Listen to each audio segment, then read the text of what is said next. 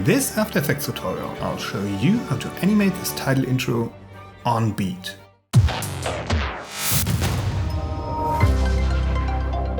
Hi guys, my name is Manuel. We start from scratch with the music, then along the way I'll explain how to approach a task like that in general. One of the first things I've learned getting into motion graphics is that audio is really important. So whenever I start a project, audio or music is always first. Once I chose and downloaded the song I want to use, the link to the song is in the description by the way, I add it to my comp and choose a part. It is building up tension and then it slows down in the end. Perfect for a title animation. The music determines the timing and structure of the title intro. So let's add markers where we want our cuts to be. You want to look for changes in the music, like here at 120. Let's add a marker. We move on. The next obvious one is here. And if you hold Command or Control, if you work on a PC, while moving along the timeline, you can hear the audio, which is really helpful. We add another marker. So we have 3 parts now. Let's split the second part. Here at 2 seconds and 18 frames before the peak. Then let's quickly animate the audio levels at the beginning and end. Like we fade in the beginning with 2 keyframes. Same at the end, we fade the music out with 2 audio levels keyframes. Alright, once we've got the basic structure, let's start with the end. That's like the hero shot, which sets the pace and style for the whole animation. First, let's add a background though. We add a new solid, name it background. Then we add a gradient ramp. Switch to radial ramp, position the start in the center. The end far outside the screen, so we get a fairly subtle gradient. And let's add some ramp scatter to avoid color bending. Then let's change the colors. A bright blue in the center, a darker one for the end. Then let's add our title. We use the title tool to add the text. I use Josephine Sons semi-bold, which is available on Adobe fonts. Size 140, tracking 25, black. We center the layer using the alignment tool. We right-click on the layer, go to Create and create shapes from text, which creates a new shape layer. Let's adjust the start point and delete the text layer.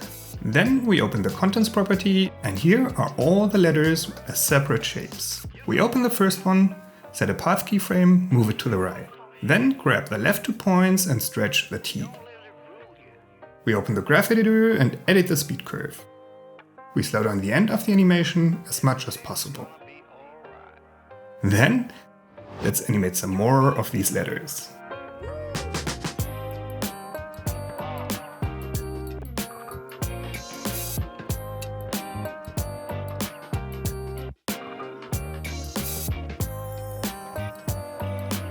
Awesome. Next we add a new round shape by double-clicking on the ellipse tool. A solid fill, the color cyan, no stroke. You set the size to 50 pixels. Let's name the layer ball. We position it right next to the N. Going to hit the letter at 4 seconds and 12 frames, right where this audio peak is. So let's set a position keyframe. At 4 seconds we set the start point and move the ball to the right, out of the screen. At 5 seconds, after bouncing back, it comes to a standstill.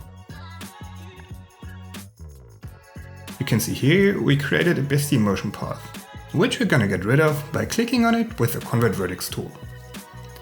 Let's open the graph editor and adjust the curve. Linear at the beginning, then it slows down pretty fast. We add a glow to the shape. Duplicate it and set the second radius to 50 to make it really shiny. Then we add a texture to the text by adding Bevel Alpha. Let me zoom in here quickly. We set the edge thickness to 165. Then we add an expression to the light angle. First, we reduce the frame rate to 12. Posterize time, 12 frames, in parentheses, semicolon in the end. Then time asterisk 500. The light intensity 0,4, which creates this subtle but very fast texture, which fits to the fast violence of the song. Bad audio destroys a great animation, but great audio can carry an okay animation. So best quality music is really important. All the music you hear in my videos and I use in my client projects is from Artlist. I use their music for years now, still love it. There's new stuff every day and you don't have to worry about anything. Their license covers everything. And the best thing, subscribe through the link in the video description and get 2 extra months free. Alright, after the hero shot, let's get to the scene before. With no layer selected, we grab the pen tool and draw a corner. Like a line going from the top down, then a 90-degree angle and left. No fill, black stroke. Stroke width 600 pixels. We name it corner. Let's adjust the start and end point and move it down in the layer stacking order. Then, to make it a round corner, we add another point and roughly shape the corner. We use the Convert Vertex tool to make it round.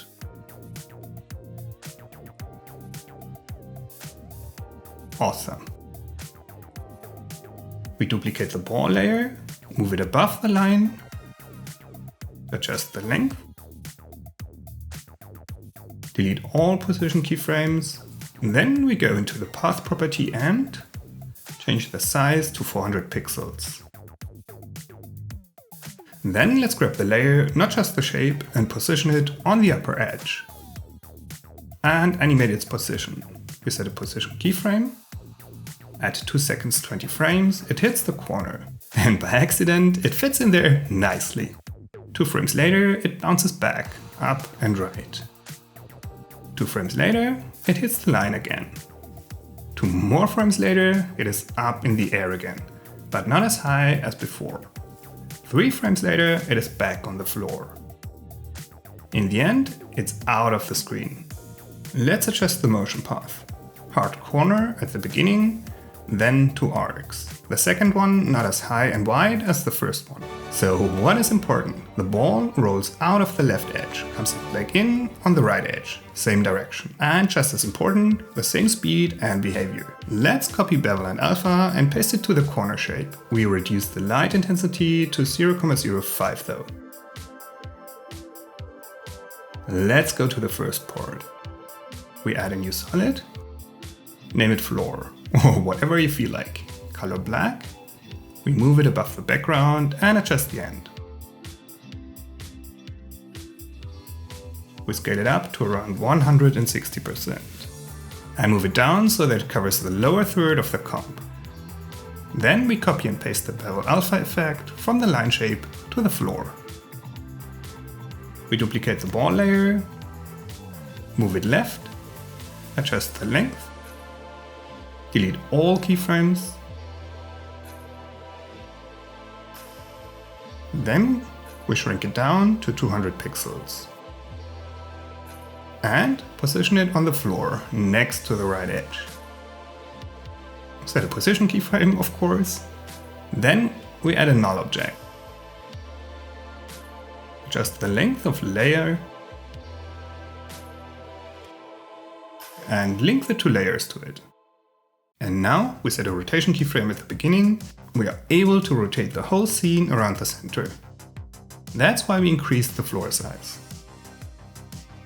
Then we move the ball down by animating the X value. Let's move it almost out of the screen. We open the graph editor and adjust the speed curves. Slow down the beginning of both animations as much as possible.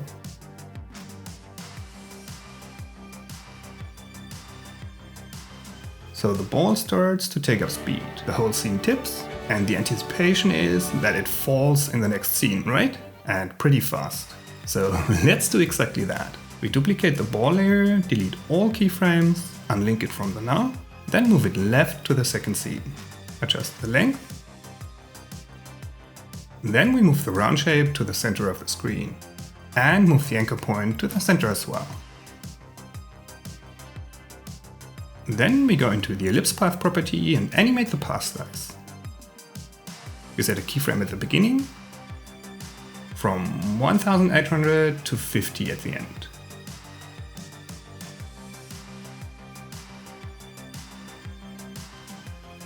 We open the graph editor and slow down the end as much as possible.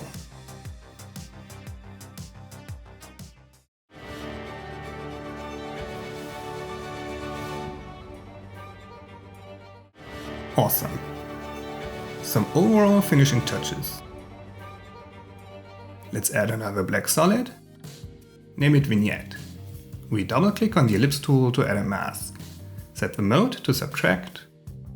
We add a mask feather and expand the mask by around 125 pixels. We set the opacity of the solid to 80%.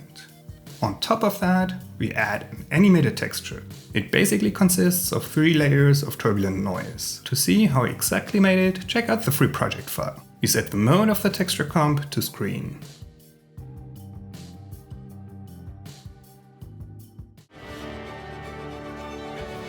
This looks good. The speed feels right, but I think we could split that second part up, right? The music carries it like it is, but we could add something more. So let's split the ball layer at 2 seconds and 7 frames and delete all keyframes. We add a new round shape by double clicking on the ellipse tool. Move it below the new ball layer, adjust the start and end, black stroke, width 250, size 500. More like 850 probably. We position it so that the ball hits the edge of the shape. Then we animate the position. It rolls along the edge for a bit until 2 seconds and 13 frames. We adjust the motion path, then rolls off the edge and falls. We open the graph editor and adjust the speed. It slows down before it falls off the edge. Then we animate the size. Add a keyframe at the beginning. 3 frames later, we scale it up. 3 more frames later, it is back to the original size. At the end, around 100. So we kept the fall, but interrupted it. Broke the high speed so that it fits better to the next scene. Check out the links in the description. On the left side, I've added some videos you might like. Subscribe to my channel on the right side and hit the bell, cause you don't want to miss my next video. Thanks for watching this one. See you in the next one. Bye!